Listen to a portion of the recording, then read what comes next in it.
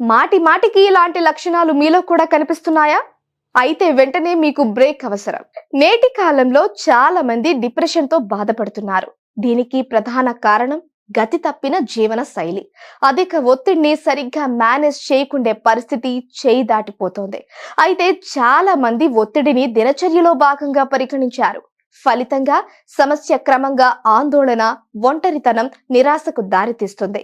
ఒక్కోసారి పరిస్థితి తీవ్రంగా మారి విపరీతాలకు దారితీస్తుంది. దీన్ని నివారించడానికి ఒత్తిడి, వ్యక్తిగత జీవిత సమస్యల నుంచి కాస్త విరామం తీసుకోవాలి. అధిక పని ఒత్తిడి, వ్యక్తిగత జీవితంలో అసమతుల్యత, వ్యక్తిగత సంబంధాల విచ్ఛిన్నం, పని చేసే చోట విషపూరిత వాతావరణం కూడా భావోద్వేగ అలసటకు దారితీయవచ్చు. కారణం ఏమైనప్పటికీ ఈ సమస్యలన్నిటికీ విరామం తీసుకోవడం చాలా ముఖ్యం. తద్వారా మానసిక అలసట, ఒత్తిడి, నిరాశను పారద్రోలొచ్చు. అసలు మీరు డిప్రెషన్ లో ఉన్నారా లేదా అనే విషయం తెలుసుకోవాలి అంటే ఈ కింది సంకేతాలు చెప్పేస్తాయి. అవేంటో ఇప్పుడు తెలుసుకుందాం. కారణం లేకుండానే చిరాకుగా అనిపించడం.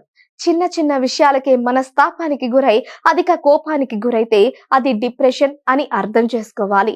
ఈ పరిస్థితిలో మీరు రోజువారీ పని సమస్యల నుంచి కాస్త విరామం తీసుకోవాలి. వ్యక్తిగత జీవితంలో సమస్యలు ఉంటే వాటి నుంచి విరామం తప్పక తీసుకోవాలి. వీటి తాలూకు ఆలోచనల నుంచి బయటపడటానికి తగినంత సమయం ఇవ్వాలి. మీరు మీకోసం సమయాన్ని కేటాయించుకోవాలి. మీరు చేసే పనిలో ఏకాగ్రత పెట్టలేకపోతే, మీ మనసులో ఎటువంటి కారణం లేకుండా అలజడి రేగుతుంటే తప్పక విరామం తీసుకోవాలి. పేలవమైన నిద్ర.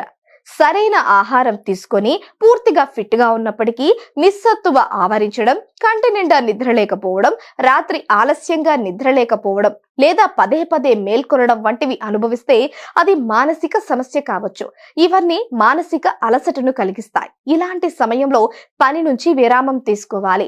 పదే పదే మానసికంగా బలహీనంగా భావించడం, ఏడవటం, సులభంగా కోపం తెచ్చుకోవడం వంటి భావోద్వేగాలను నియంత్రించుకోలేకపోవడం కూడా డిప్రెషన్ కు దారితీస్తాయి.